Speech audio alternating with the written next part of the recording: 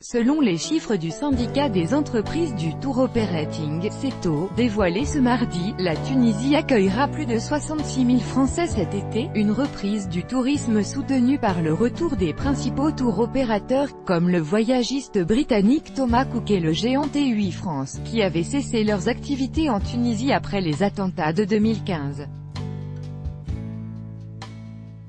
Ce retour de flamme s'explique aussi par le rapport qualité-prix excellent qu'offre cette destination, les palmiers, une eau turquoise, un soleil radieux, la saveur du couscous au poisson et des cornes de gazelle, le sens de l'hospitalité, ce sont quelques-uns des charmes de la Tunisie que retrouveront cet été les Français.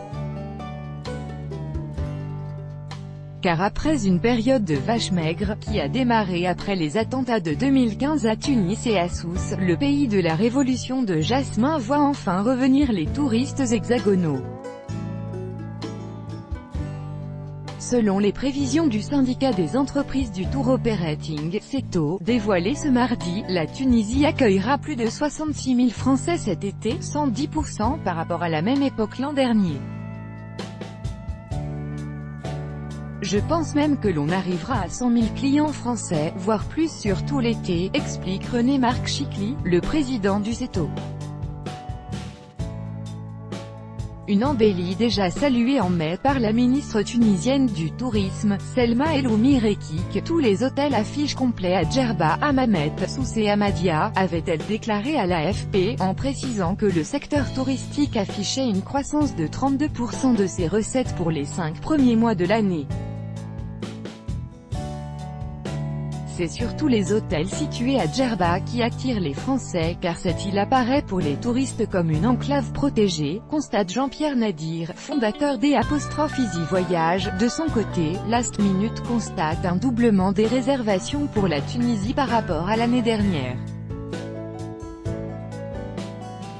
La Tunisie n'a aucun équivalent en termes de rapport qualité-prix, une reprise du tourisme soutenue par le retour des principaux tours opérateurs, comme le voyagiste britannique Thomas Cook et le géant TUI France, qui avaient cessé leurs activités en Tunisie après les attentats de 2015. La Tunisie était pendant longtemps la première destination des Français à l'étranger, car elle offrait le meilleur rapport qualité-prix. La situation s'étant calmée sur place, beaucoup d'aficionados de ce pays ont envie d'y revenir et nous les avons suivis dans ce désir, explique à 20 minutes, Pascal de Izaguirre, le PDG de TUI France, qui propose 4 nouveaux clubs Lukea et Marmara cet été, s'ajoutant aux 2 ouverts en 2017. Et pour Anna Domenech, directrice France de lastminute.com, ce regain d'intérêt pour le pays s'explique aussi par les nombreux atouts de la Tunisie. C'est une destination qui a souffert, mais qui retrouve les faveurs des Français, proximité, soleil, excellent rapport qualité-prix pour un hébergement de qualité, même son de cloche chez Jean-Pierre Nadir, la Tunisie n'a aucun équivalent en termes de rapport qualité-prix. Car pour 500 € la semaine, vous pouvez vous offrir un séjour tout compris, avec la garantie du soleil, une chambre spacieuse avec vue sur la plage, des activités, des professionnels du tourisme qui parlent français, explique-t-il. Et pour les retardataires, il y aura encore des bonnes affaires possibles cet été, on trouve des opportunités en dernière minute aux alentours de 400 €, précise Anna Domenech.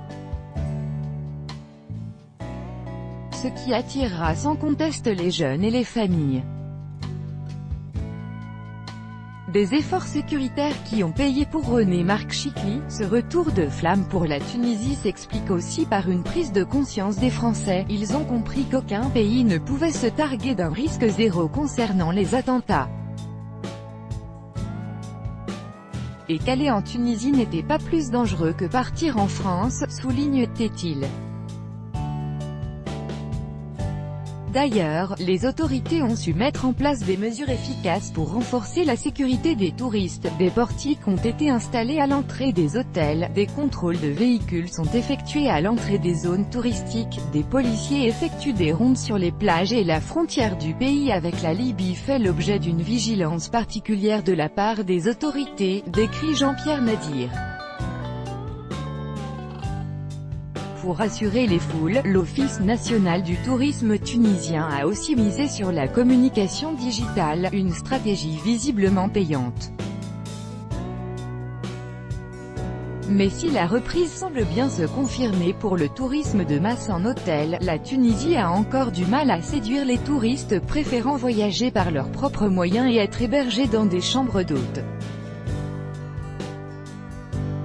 Et alors que ce pays compte plusieurs sites classés au patrimoine mondial de l'UNESCO, trop peu de Français ont l'idée de découvrir le patrimoine culturel de ce pays, en visitant par exemple l'amphithéâtre d'El Jem ou la cité punique de Kérkouane. Il faut aussi que ce pays améliore la qualité de service et la propreté de ses rues et de ses plages, souligne Jean-Pierre Nadir.